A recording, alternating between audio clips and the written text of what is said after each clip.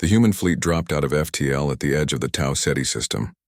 On the bridge of the Intrepid, Captain Carter felt the subtle shift as the massive engines transitioned to standard drive. All ships report successful exit from FTL, Commander, Martinez announced, checking the displays. Fleet formation holding steady. Scan the system, Carter ordered. Let's see what we're dealing with. Lieutenant Susan Clark worked quickly at her station. Sensors detecting multiple vessels in orbit, around the third planet. Configuration matches Viridian design. I count 13 ships forming a blockade pattern. Life signs on the planet? Carter asked. Confirmed. Population centers mainly on the northern continent. Environmental readings show a Class M planet. Slightly higher oxygen content than Earth, lower gravity. And the pathogen? Dr. Wilson, who had joined them on the bridge for the arrival, stepped forward. Impossible to detect from this distance. We'll need to get closer and take atmospheric samples. Carter nodded. Communications. Open a channel to the Viridian blockade. Channel open, sir. Carter straightened his uniform and faced the main view screen.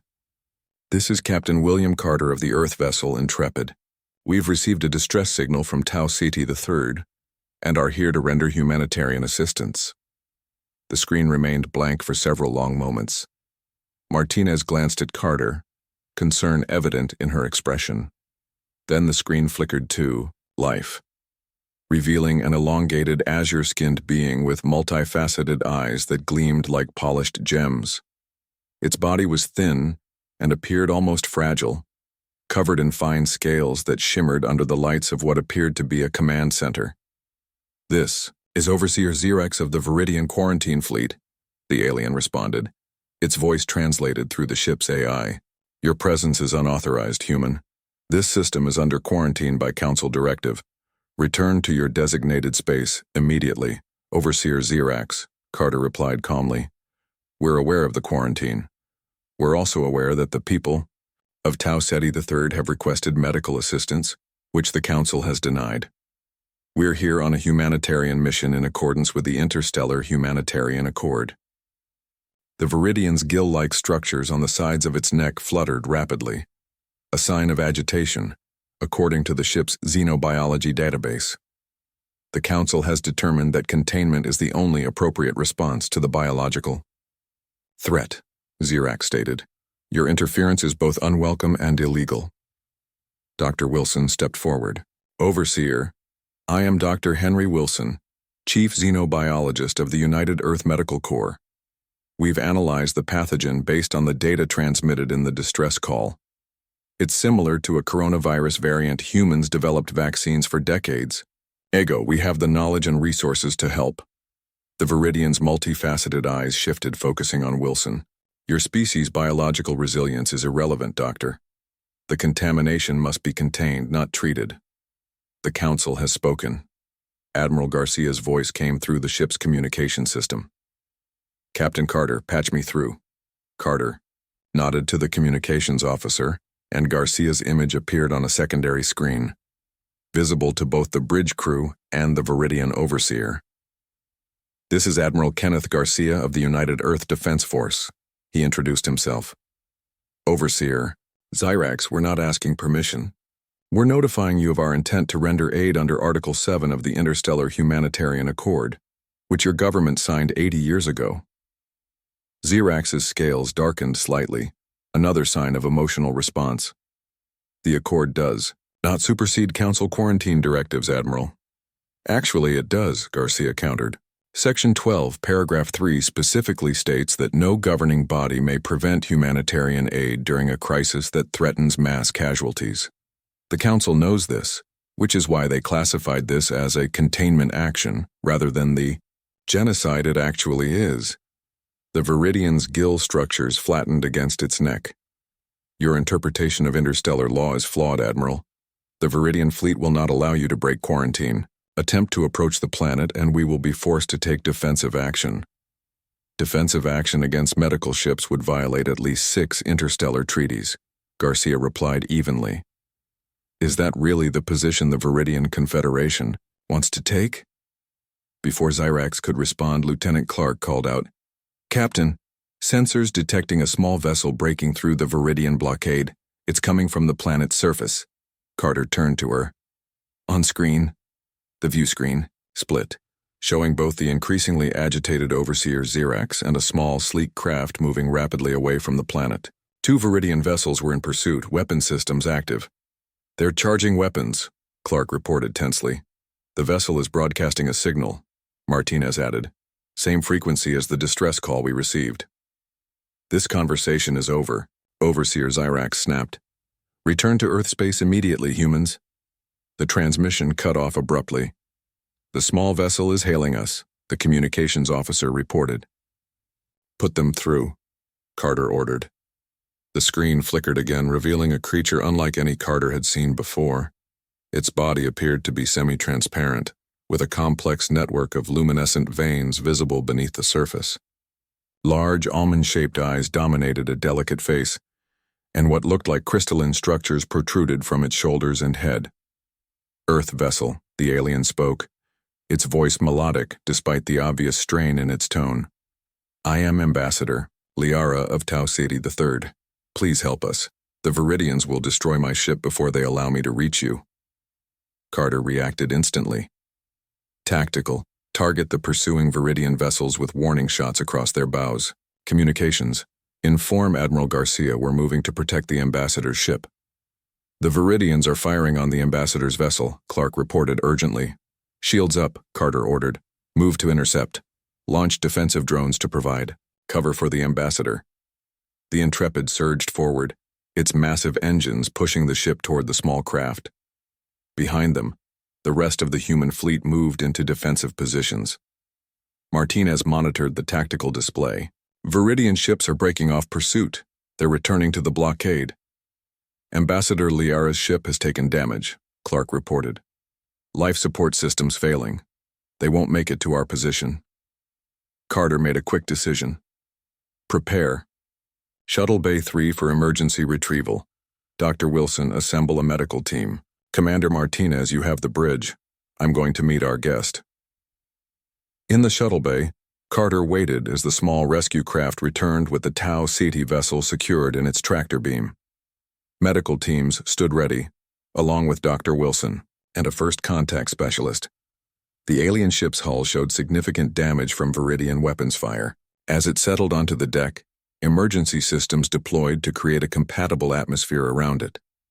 The hatch of the vessel slowly opened, and Ambassador Liara emerged, supported by 2 other Tau Ceti individuals.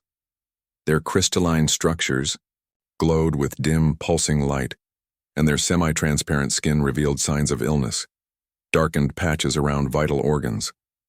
Captain Carter, Liara said, her voice weaker in person than it had been over the transmission. Thank you for coming. We had almost lost hope. We received your distress call, Carter replied. We came as quickly as we could. The Council abandoned us, Liara said simply. They feared the spread more than they valued our lives. Yet you came. You whom they call dangerous. You whom they fear. Dr. Wilson stepped forward with a medical scanner. Ambassador, you and your companions need medical attention. With your permission, we'd like to begin treatment immediately. Liara nodded, her crystalline structures chiming softly with the movement. Our people are dying by the thousands each day. Please help us in any way you can. As the medical team moved forward, Carter's communicator chirped. Captain, Martinez's voice came through. The Viridian fleet is moving into attack formation. They're targeting the Nightingale. Carter looked at Liara, seeing the hope in her alien features. Tell Admiral Garcia it's time for Plan B. We're not leaving these people to die. Admiral Kenneth Garcia stood at the viewport of Lunar Base Alpha, watching as Earth grew smaller in the distance. The massive structure of the space dock stretched out below him, bustling with activity as the fleet assembled. 6 cruisers, 12 destroyers, and the medical frigate Nightingale were being prepared for the mission to Tau Ceti. Admiral, the final supply shuttles are docking with the Nightingale now, reported Commander Nicole Ford, her tablet displaying real-time updates of the loading process. The volunteer medical teams from Mars Colony arrived an hour ago. Garcia nodded, his eyes still fixed on the ships below. 300 medical personnel. All volunteers? Yes, sir. We had to turn people away. Once word spread about what we were doing, we had more volunteers than we could accommodate. Garcia turned away from the viewport, a slight smile on his weathered face. Humanity at its best, Commander. When there's a crisis, we step up. The door to the observation deck slid open, and Political Officer Patricia Young entered. Her expression was tight with concern. "Admiral, I've just finished a call with the Council representatives," she said without preamble. "They're formally protesting our intervention in Tau Ceti. They've threatened sanctions if we proceed." Garcia sighed. He had expected this. "Did you explain that we're responding to a direct distress call under Section 7 of the Interstellar Humanitarian Accord?" "I did. They claim the accord doesn't apply because they've declared a quarantine." "Convenient," Garcia said dryly. "And what about the part of the accord that forbids allowing preventable mass casualties?"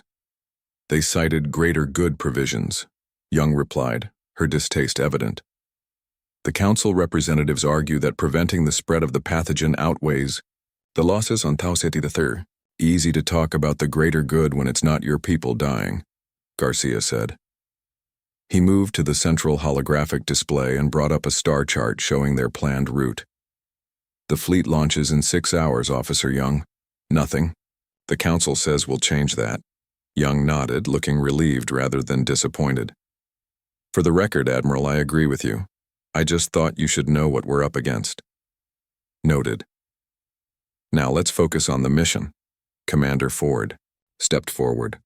"Sir, Dr. Wilson is requesting permission to come aboard. He says he has crucial information about the pathogen." "Send him up," Garcia ordered. 10 minutes later, Dr. Henry Wilson strode onto the observation deck.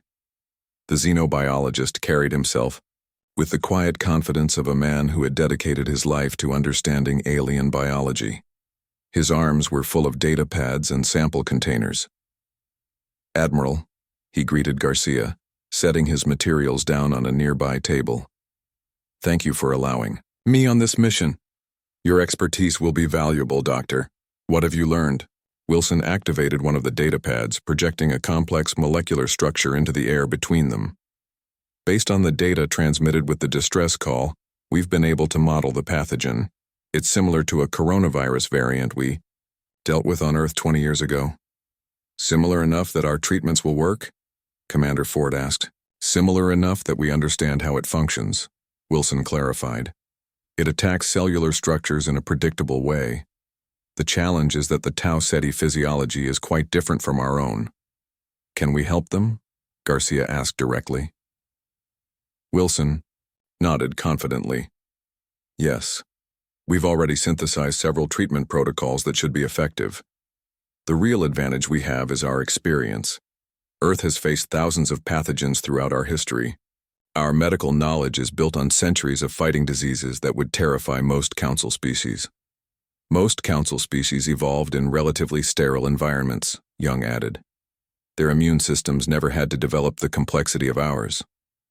"Exactly," Wilson agreed. "What's devastating to them would likely be a mild infection for humans. Our immune systems are battle-hardened in ways these aliens can't comprehend." Garcia studied the projected model thoughtfully. "Can the pathogen affect humans?" "No," Wilson said firmly. "We've run extensive simulations. The pathogen is specifically adapted to Tau Ceti physiology. It can't latch onto human cells. So our medical teams can work safely without environmental suits? They should still use standard precautions, but yes, they'll be safe." Garcia nodded, satisfied. "Good. Get your team and equipment aboard the Nightingale. You launch in 4 hours." As Wilson gathered his materials and left, Garcia turned to Commander Ford. "What's the status of the Intrepid?" "Captain Carter reports they're ready to depart. All systems green. Crew at full complement." "Excellent. And the diplomatic package?" "Prepared according to your specifications," Ford confirmed, "though I doubt the Viridians will be receptive." "Maybe not," Garcia agreed, "but we need to make the attempt."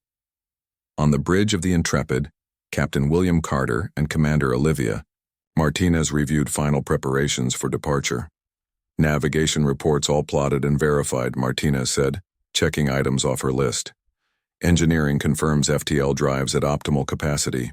We can sustain maximum speed for the entire journey. Carter nodded, studying the tactical display. What about the Viridian blockade? Any updates on their position or strength? Intelligence estimates 12 to 15 ships, primarily defensive configurations. They're maintaining a standard quarantine formation around the planet. And weapons? Martinez hesitated. Standard Council armaments. Nothing we haven't seen before, but they outgun us if it comes to a direct confrontation. Carter frowned. Let's make sure it doesn't come to that. Our mission is humanitarian, not military. The Viridians may not see it that way, Martinez pointed out. They've never been friendly to humans even before this crisis. They see us as unpredictable. All the more reason to proceed with caution, Carter said. But we're not turning back. Those people asked for help and we're going to provide it. The ship's communication system chimed. Captain, Admiral Garcia is requesting a final briefing. Before departure, reported the communications officer. Put him through to my ready room, Carter ordered. Commander Martinez, you're with me. In the ready room, Garcia's holographic image appeared above the conference table. Captain Commander, he greeted them. Final checks complete on your end? Yes, Admiral, Carter confirmed. We're ready to depart on your order. Good. The Council has officially protested our mission, as expected. They're threatening sanctions against Earth. Martinez frowned. Will that change our plans? Not at all, Garcia said firmly. The United Earth government has given full authorization for this mission. We have both legal and moral standing. And if the Viridians refuse to let us through? Garcia's expression hardened. We're not asking permission, Captain. We're notifying them of our intent to render humanitarian aid. If they attempt to block a medical mission, they'll be the ones violating interstellar law. Carter nodded. Understood, Admiral. This mission could change everything, Captain, Garcia said more quietly. How the galaxy sees us, how we see ourselves. For 50 years, we've been the outsiders, the dangerous species no one quite trusts. Today, we show them what humanity truly stands for. We won't let you down, sir, Carter promised. I know you won't. Fleet departure is authorized. Godspeed, Captain. As Garcia's image faded, Carter turned to Martinez. Notify all ships. We launch in 30 minutes. Yes, sir. As they walked back to the bridge, Martinez spoke quietly. Do you think the Council is right to be afraid of us? Carter considered the question. I think they're afraid of what's different. Humans evolved on a planet that tried to kill us at every turn. We survived by adapting, by helping each other, by refusing to give up. Those aren't qualities to fear. They're qualities to admire. Martinez smiled slightly. Then let's go show the galaxy what Deathworlders can really do. The message came on a Tuesday. Commander Olivia Martinez was halfway through her coffee when the alert pinged on her wrist device. She frowned. Priority alerts during routine shift rotation were never good news. Martinez, she answered, setting down her mug. Commander, you need to come to communications immediately, said Alan Wright, his voice tight with excitement or fear. She couldn't tell which. On my way. The corridors of Deep Space Monitoring Station Delta 7 were quiet at this hour. Most of the crew were either sleeping or engaged in maintenance tasks. Martinez moved quickly, her boots making soft thuds against the metal floor. Whatever had Alan so worked up, it was important enough to interrupt her first coffee break in 12 hours. The doors to communications slid open with a soft hiss. Inside, 3 people huddled around a central console: Alan Wright, Dr. Elizabeth Peterson, and Lieutenant Susan Clark.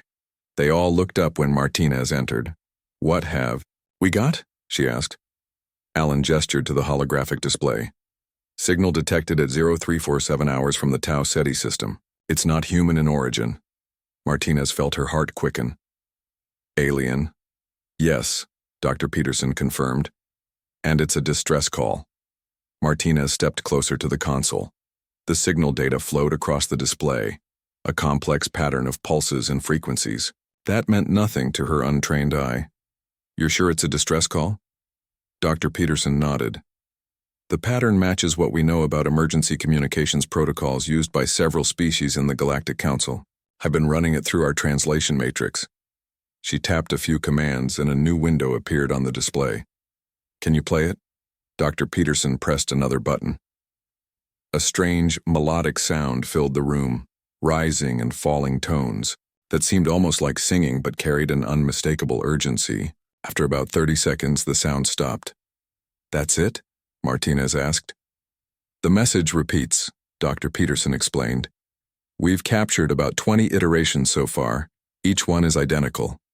And the translation? Working on it. The language. Structure is similar to Viridian, but with elements we haven't encountered before. Likely a regional dialect or possibly a completely new species within their sphere of influence. Martinez turned to Lieutenant Clark. Have we notified Fleet Command? Yes, Commander. They've instructed us to continue monitoring and translating. Captain Carter on the Intrepid has been alerted as well. He's en route to our station now. Martinez nodded. The Intrepid was the flagship of Earth's Defense Force, currently on patrol in their sector. If this turned out to be something serious, Captain William Carter would be the one making decisions. How long until we have a working translation? She asked. Dr. Peterson shrugged. A few hours, maybe less. The computer is running comparison algorithms against all known linguistic databases. Keep at it. I want to know what they're saying as soon as possible. 4 hours later, Captain Carter arrived at Delta 7. By then, Dr. Peterson had made significant progress with the translation. The command team gathered in the main conference room.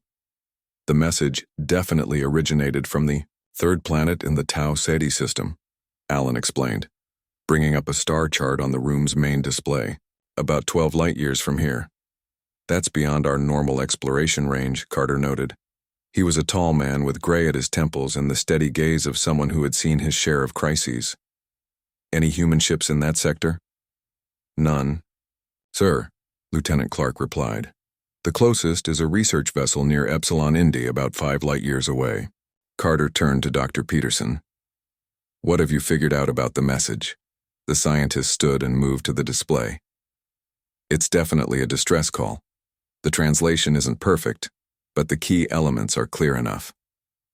She brought up a text version of the translated message. Urgent, medical emergency, unknown pathogen spreading through population, thousands dead, millions infected, request immediate assistance, medical protocols failing, quarantine breached, please help. A heavy silence fell over the room. There's more, Dr. Peterson continued.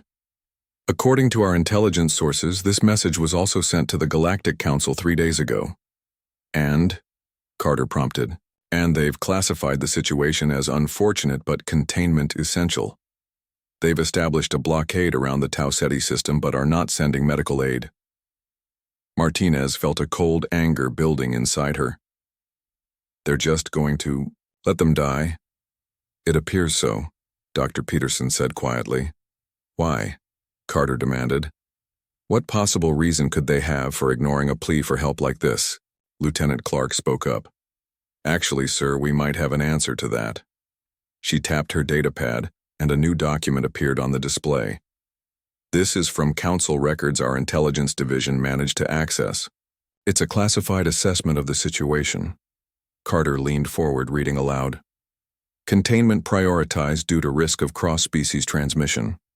Tau Ceti civilization lacks sufficient biological resilience for effective treatment. Regrettable. Losses projected at 40–60% of population. That's genocide, Martinez said, her voice tight with disbelief. That's politics, Lieutenant Clark replied grimly.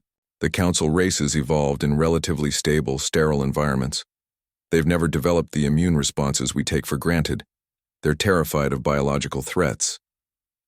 Unlike us, Dr. Peterson added, Earth is classified as a death world by Council standards. High gravity, atmospheric toxins, extreme biodiversity, thousands of pathogens, conditions that forced humans to evolve robust immune systems and adaptability. Carter stood up and walked to the window, looking out at the stars. The very traits that made them label us as dangerous might be exactly what these people need. He turned back to face the room. How long would it take the Intrepid to reach Tau Ceti? Lieutenant Clark looked surprised. At maximum FTL, about 9 days. And if we brought the medical frigate Nightingale? 10 days. It can't sustain the same FTL speeds. Carter nodded, his decision already made. Send a message to Fleet Command. Tell them we've received a distress call from Tau Ceti and are requesting permission to assemble a humanitarian response team. Sir, Lieutenant Clark said carefully, the Council has explicitly quarantined that system. If we intervene, we'll be doing exactly what any decent civilization should do, Carter interrupted. Helping those in need. He looked around the room, meeting each person's eyes in turn. Humanity has been treated as outsiders by the Galactic Council for 50 years. They fear us because we evolved on a harsh world. Well, maybe it's time they learned that Deathworlders make the best allies in a crisis. Martinez felt a surge of pride. This was why she had joined Earth's Defense Force, not just to protect humanity, but to represent the best of what humans could be. Commander Martinez, Carter said, you'll be coming with me on the Intrepid. Start putting together a team. We'll need your expertise on this mission. Yes, sir, she replied. The rest of you continue monitoring that signal. I want to know if anything changes. As the meeting broke up, Martinez caught up with Carter in the corridor. Do you think Fleet Command will approve this mission? She asked quietly. Carter smiled grimly. They don't have much choice. If we ignore this, we're no better than the Council. Besides, Admiral Garcia has been looking for a chance to show the galaxy what humanity stands for. I think he'll jump at this opportunity. Even if it means defying the Council? Especially if it means defying the Council. Carter's expression grew serious. We've played by their rules for 50 years, Martinez. Maybe it's time we showed them ours. As they walked toward the shuttle bay, Martinez couldn't help feeling that everything was about to change. For better or worse, humanity was about to step onto a much bigger stage. Plan B is in effect. Admiral Garcia's voice came through the comm system. All ships assume defensive formation Delta around the Nightingale. As the human fleet moved to protect the medical ship, the Viridian vessels adjusted their positions in response. The standoff was tense but still peaceful, for the moment. In the Intrepid's medical bay, Dr. Wilson worked quickly to assess Ambassador Liara and her 2 companions. The Tau Ceti physiology was fascinating. Their semi-transparent bodies revealed a complex circulatory system that seemed to distribute not just nutrients, but also light energy throughout their bodies. The pathogen is attacking the photosynthetic nodules, Wilson explained to Captain Carter, who had joined them after leaving Commander Martinez in charge of the bridge. It's like their equivalent of our lungs, but instead of processing oxygen, these structures process light energy. Liara lay on a specially adjusted medical bed. Her crystalline protrusions had dimmed significantly, and dark patches were visible beneath her translucent skin. Can you help her? Carter asked quietly. Wilson nodded. I believe so. The virus attacks cellular structures in a way similar to pathogens we've dealt with on Earth. We've already synthesized an antiviral compound that should slow the progression while her body builds immunity.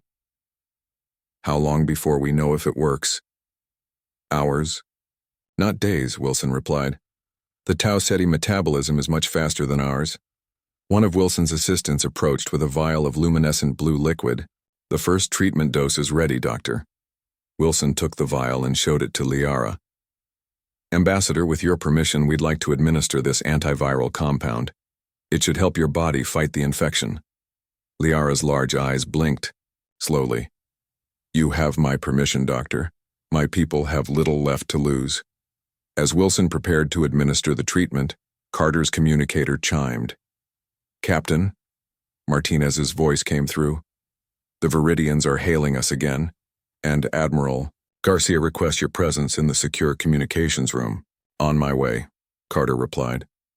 To Wilson, he added, keep me updated on the ambassador's condition. In the secure communications room, Admiral Garcia's holographic image stood beside a tactical display showing the positions of all ships in the U system. The Viridians have increased their fleet to 20 vessels, Garcia reported without preamble. They've called for reinforcements from the nearest council outpost. How much time do we have? Carter asked. Their reinforcements won't arrive for at least 36 hours. That gives us a window to act. And the Viridian demand? They want us to surrender Ambassador Liara and withdraw from the system immediately. Carter shook his head firmly. That's not happening. Agreed, Garcia said. Which is why we're implementing the second phase of our plan. While the Viridians focus on our fleet, we're sending medical teams to the surface. The tactical display shifted to show Tau Ceti III's northern continent, where most of the population was concentrated. Several landing zones were highlighted in green. The Nightingale will dispatch 20 shuttlecraft, each carrying a full medical team and supplies, Garcia explained. They'll establish treatment centers in major population areas.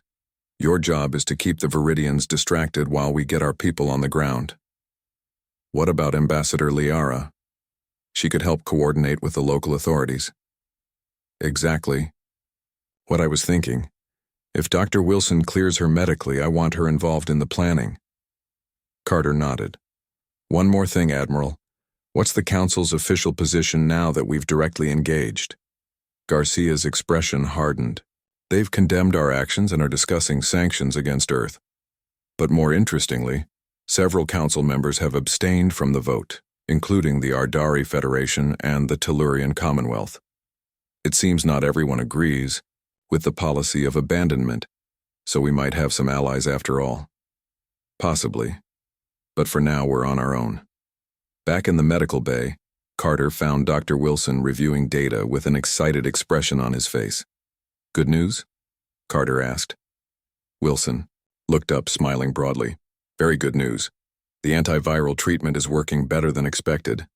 Ambassador Liara's vital signs have already improved by 15%, and the photosynthetic nodules are beginning to recover. Carter looked at Liara, who was sitting up now. Her crystalline structures had brightened noticeably, glowing, with a soft blue light that seemed to pulse gently. How do you feel, Ambassador? Carter asked. Like I can breathe again, Liara replied. Your medicine is remarkable. We're planning to send medical teams to your planet's surface, Carter explained.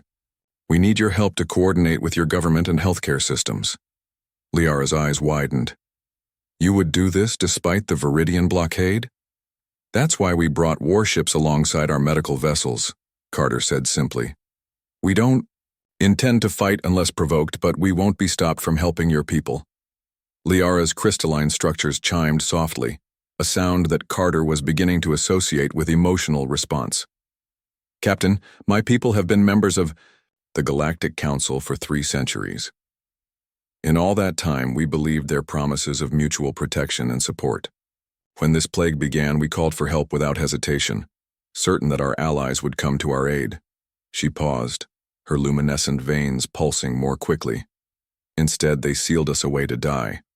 Only you, the species they warned us about, the dangerous Deathworlders from a harsh planet, only you answered our call. Before Carter could respond, the ship's alert system activated. Captain to the bridge, Martinez's voice announced. Viridian vessels are moving to intercept our medical shuttles. Carter tapped his communicator. On my way. To Liara, he said. I need to go. Dr. Wilson will continue your treatment and brief you on our medical plan. I will help in any way I can, Liara promised. On the bridge, the situation had escalated quickly. The tactical display showed the 20 medical shuttles from the Nightingale had launched and were proceeding toward the planet, escorted by smaller defensive craft. The Viridian fleet had divided, half maintaining the blockade, while the other half moved to intercept the shuttles. They're charging weapons, Lieutenant Clark reported. Order defensive craft to protect the shuttles, Carter commanded. Activate shields, but do not fire unless fired upon. Martinez looked concerned. Sir, if the Viridians attack the shuttles, our defensive craft won't be enough to protect them all. I know, Carter said grimly. Lieutenant, open a channel to Overseer Zyrax. When the Viridian appeared on screen, his scales had darkened to a deep navy blue, a sign of anger according to the xenobiology database. Captain Carter, Your shuttles will return to your vessel immediately or we will open fire.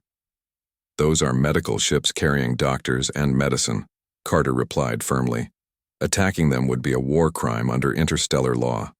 And breaking. A council quarantine is an act of war, Xerax countered. You were warned. Overseer, Carter said, his voice level but intense. I want to be absolutely clear about what happens next. If you fire on our medical shuttles, the United Earth Fleet will respond with full force. Is that really a confrontation you're prepared for? Xerax hesitated, his multifaceted eyes shifting as he seemed to assess Carter's determination. Furthermore, Carter continued, Ambassador Liera is under our protection now. She has already begun responding to our treatment. The plague can be cured, Overseer. There is no need for this quarantine to continue. Before Xerax could respond, Martinez called out, Sir, we're receiving transmissions from the planet's surface. Multiple population centers are broadcasting on emergency channels, asking the Viridians to allow our shuttles through. The tactical display updated showing hundreds of communication signals emanating from the planet. Xerax's gill structures fluttered rapidly. This changes nothing, human. The Council has decided. The Council isn't here, Carter replied. You are. And now you must decide whether you're willing to fire on medical ships while the people you claim to be protecting beg you not to. Overseer Xerax's multifaceted eyes shifted between different displays on his command bridge.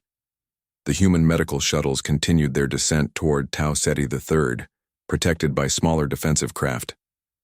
His own vessels had weapons charged and locked on the shuttles, but he had not yet given the order to fire.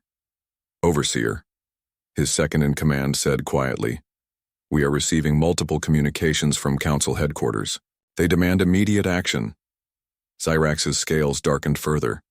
On his main view screen, Captain Carter waited patiently for his decision. The humans have Ambassador Liera, Xerax finally said. The Council must be informed of this development. Sir? His second-in-command questioned, clearly confused by the delay. Xerax turned away from the view screen. Stand down weapons. Allow the medical shuttles to pass. But the Council's orders.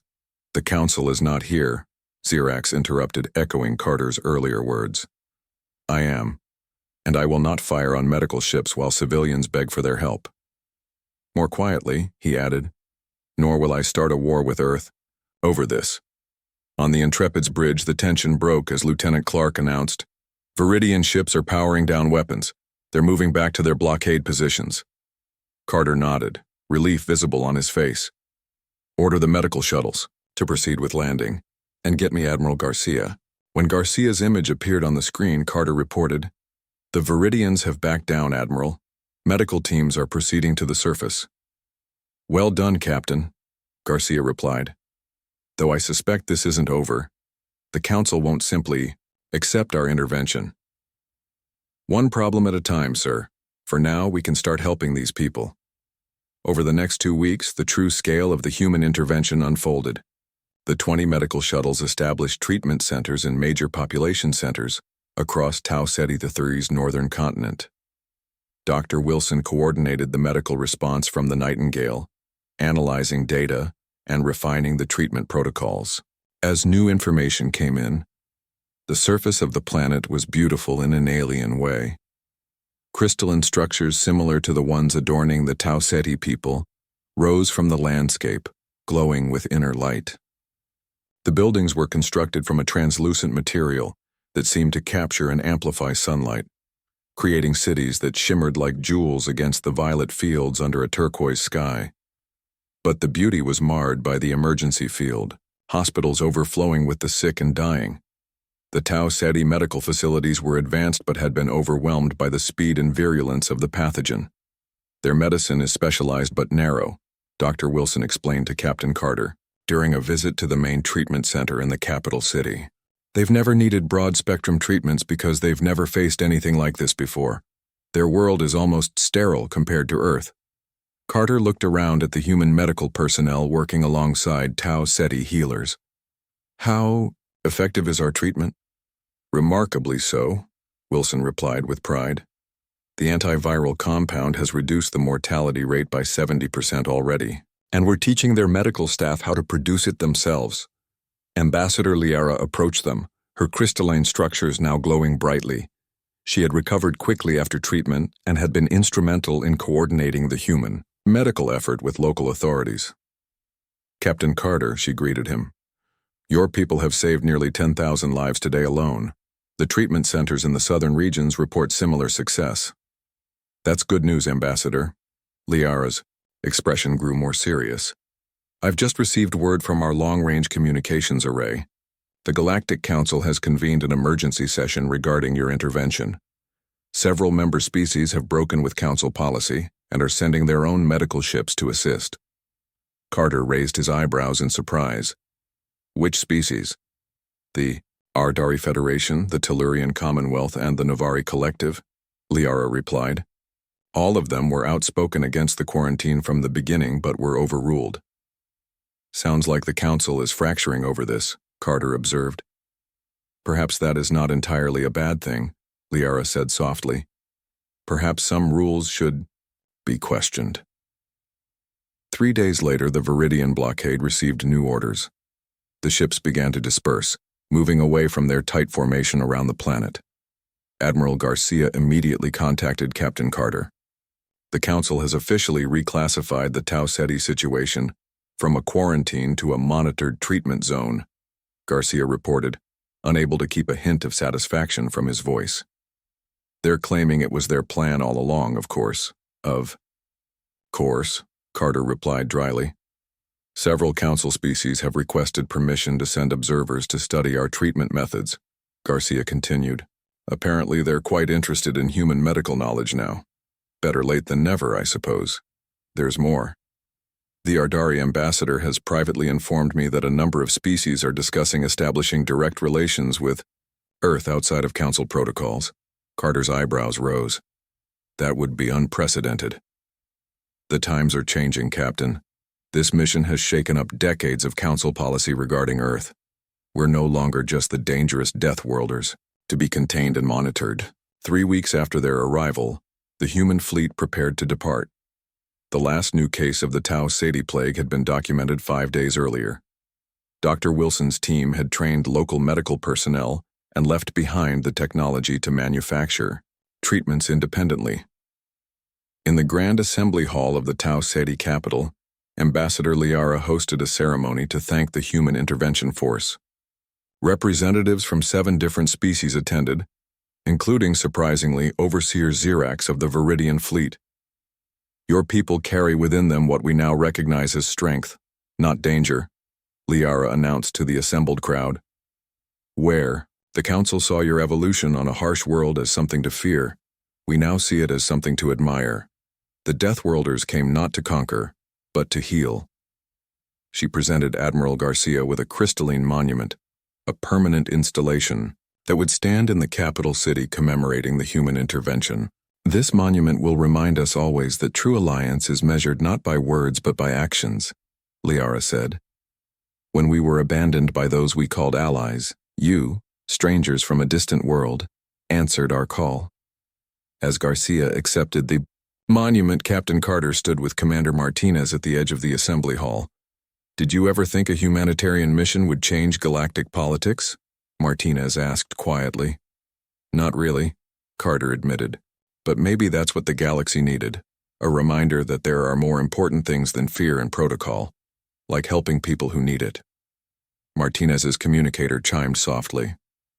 She checked the message, then looked up with a serious expression. "What is it?" Carter asked. "Long-range sensors have detected unusual readings. 2 distress signals from different systems outside Council jurisdiction. More calls for help?" Martinez nodded. "It seems word has spread about what happened. Here, other species are bypassing the Council and calling directly for human aid." Carter was quiet for a moment, considering the implications.